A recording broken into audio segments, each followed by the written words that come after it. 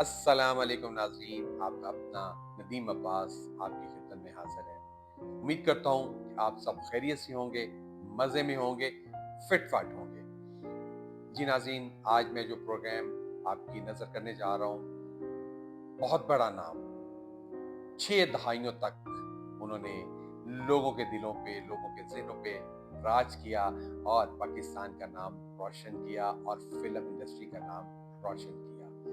کہ میں آج بات کروں گا کشور حفیظ، فلمی نام تھا بہار بیگم۔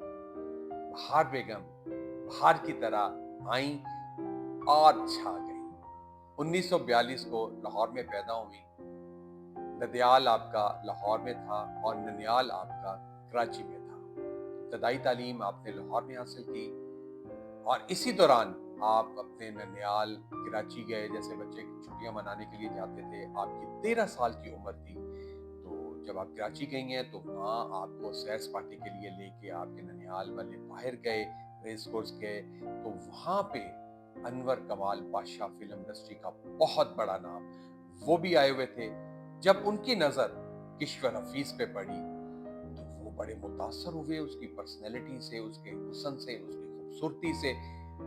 تو ان کے ذہن میں آیا کہ کیوں نہ اس بچی کو سلور سکرین کی زینت بنایا جائے اور فلم انڈسٹری میں متعارف کروایا جائے۔ اس سلسلے میں انہوں نے کشور حفیظ کے والدین سے رابطہ کیا، لیکن وہ نہیں مان رہے تھے کہ ہماری بیٹی فلم انڈسٹری جوائن کرے۔ لیکن انور کمال پاشا بہت بڑا نام تھا فلم انڈسٹری کا، بہت جانی پہچانی شخصیت تھی۔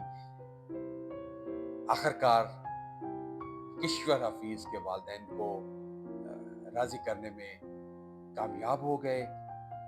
میں آپ کو بتاتا چلوں کہ انور کمال پاشا صاحب نے کشور حفیظ کی بہت گرومنگ کی۔ انور کمال پاشا صاحب نے کشور حفیظ کی تربیت کی اور انہیں نکھار کے اپنی فلم چند ماہی میں اسلم پرویز صاحب کے مد مقابل کشور حفیظ، جن کا انہوں نے نام چینج کر کے بہار رکھا، اسے ایز اے ہیروئن کاسٹ کیا۔ فلم آئی اور چھا گئی، فلم سپر ہٹ ثابت ہوئی، پہلی سلور جوبلی فلم کا میوزک بہت اچھا تھا۔ انور کمال پاشا صاحب چند ماہی کے پروڈیوسر، ڈائریکٹر ہی نہیں بلکہ بہار بیگم کے استاد بھی تھے۔ انور کمال پاشا صاحب نے بہار بیگم کے ساتھ 3 فلموں کا ایگریمنٹ سائن کیا اور ہر فلم کا معاوضہ 10 سے 12 ہزار تھا، جو وہ بہار بیگم کے والدین کو ادا کرتے تھے۔ مشہور زمانہ فلم کرتار سنگھ میں بہار بیگم سیکنڈ لیڈ میں نمودار ہوئی۔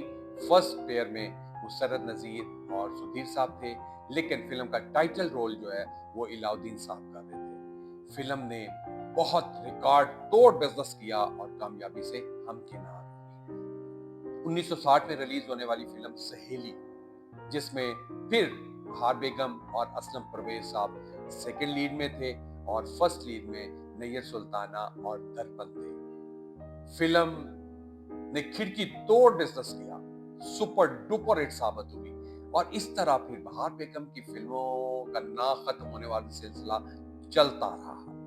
اور پھر 1960 میں ہی بہار بیگم نے اپنے عروج کے زمانہ میں فلم ڈائریکٹر، پروڈیوسر اقبال یوسف سے شادی کر لی اور شادی کرنے کے بعد انہوں نے انڈسٹری کو خیر آباد کہہ دیا اور گھریلو زندگی گزارنے لگی۔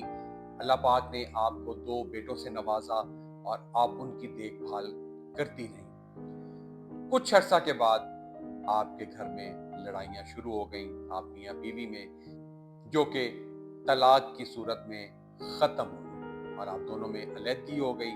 لیکن بہار بیگم نے اپنے بچوں کے لیے اپنی زندگی وقف کر دی اور اپنے بچوں کی نگرانی کرنے لگی اور ان کو اچھی تعلیم و تربیت سے ہمکنار کیا۔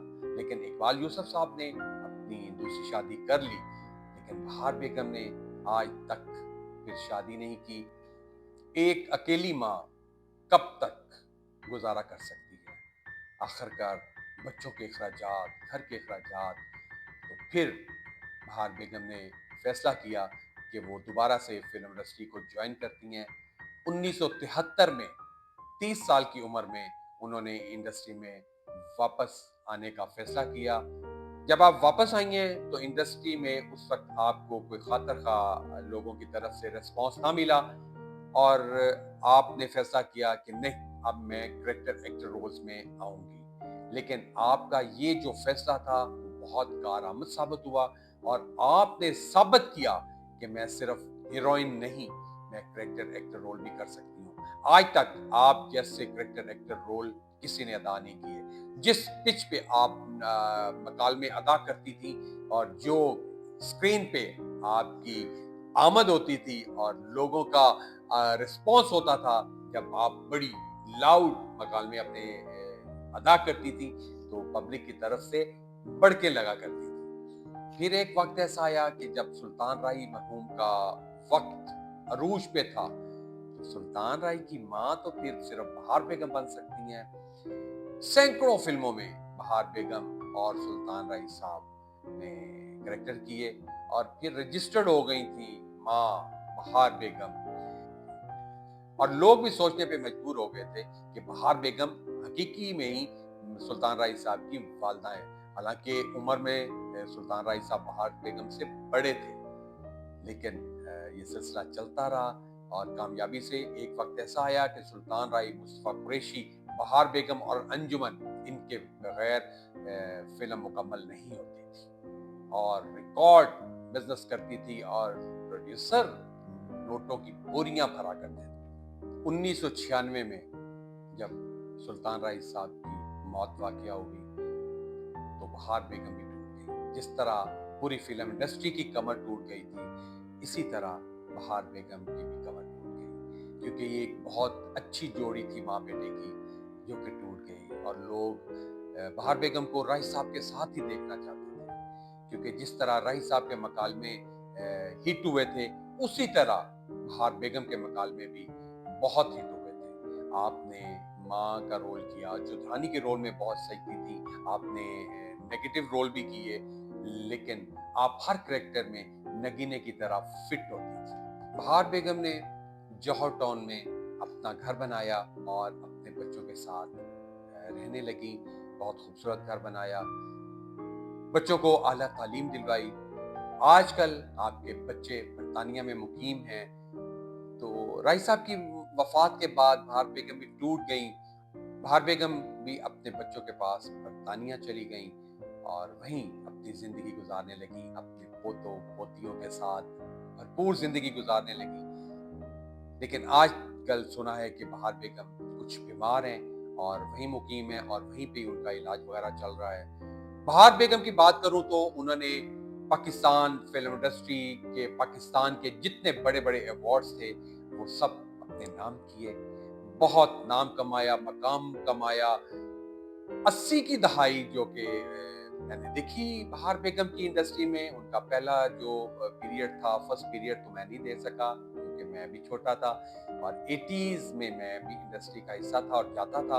और उस वक्त बहार बेगम छाई हुई थी माँ के रूप में, चौधरानी के रूप में, और राय साहब के साथ उनका पेयर था। उस वक्त तो टेडी शिफ्टें चलती थी। बहार बेगम, सुल्तान राही 2 घंटे कहीं दे रहे हैं किसी स्टूडियो में, तो 2 घंटे वो किसी स्टूडियो में दे रहे हैं, कभी बारी में, कभी एवेन्यू में, कभी शाहनूर में, कभी शबाब में।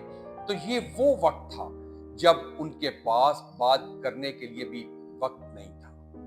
ये गोल्डन एरा था। बहार बेगम ने अपनी जवानी भी भरपूर गुजारी, हीरोइन के रोल में भी भरपूर वक्त गुजारा और लोगों के दिलों पे राज किया। और जब उनका ब्रेक के बाद कमबैक हुआ तो वो भी उससे भी ज्यादा भरपूर था, क्योंकि वो गोल्डन एरा था। राही साहब ने पूरी इंडस्ट्री का बोझ उठाया हुआ था, बहुत लकी आर्टिस्ट थे और सबके लिए वो बहुत लकी साबित होते थे। जो प्रोड्यूसर भी उन्हें कास्ट करता था उसके वारे न्यारे हो जाते थे। तो ये वो खुशकिस्मत अदाकार हैं।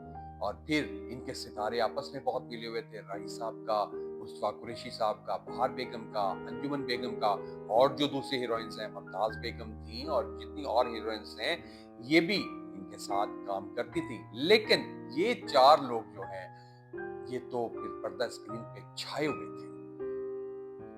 तो میں نے سوچا آج کیوں نہ میں اپنی اس لیجنڈری آرٹسٹ کو یہ چھوٹا سا نذرانہ، چھوٹا سا تحفہ پیش کروں، جنہوں نے 6 دہائیوں تک پاکستان فلم انڈسٹری پہ راج کیا اور اب تک ماشاءاللہ واحد اداکارہ ہیں جو حیات ہیں اور بہاریں دیکھ رہی ہیں.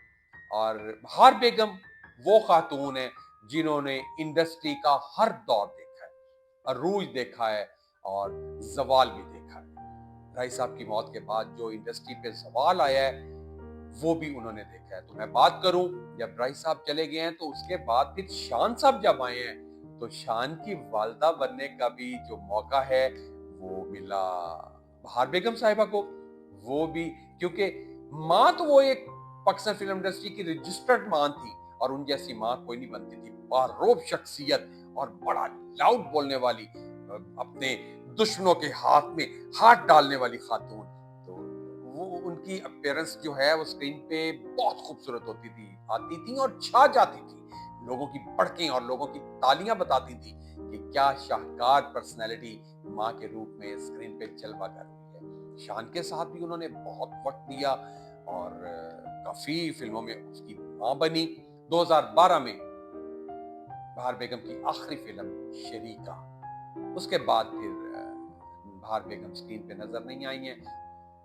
جی میرے ناظرین، آج میں اپنی پیاری لیجنڈری آرٹسٹ بہار بیگم کے بارے میں آپ سے گپ شپ کرنا چاہتا تھا، ان کی زندگی پہ ایک نظر ڈالنا چاہتا تھا، ایک چھوٹا سا تحفہ نذرانہ جو ہے ان کی نظر کرنا چاہتا تھا.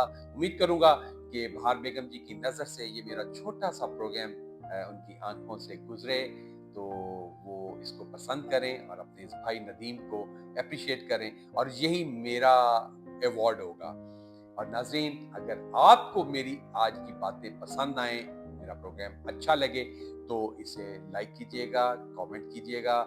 اور التماس خاص میں آپ سے کرتا ہوتا ہوں کہ میرے چینل دھنک کے رنگ قومی کے سنگ کو سبسکرائب کر کے اس کی بیل آئیکن کو دبا کر اسے اپنے پیاروں میں ضرور شیئر کیجئے گا. میں آپ سے اجازت چاہتا ہوں. آپ کا اپنا ندیم عباس قومی. رب رکھا.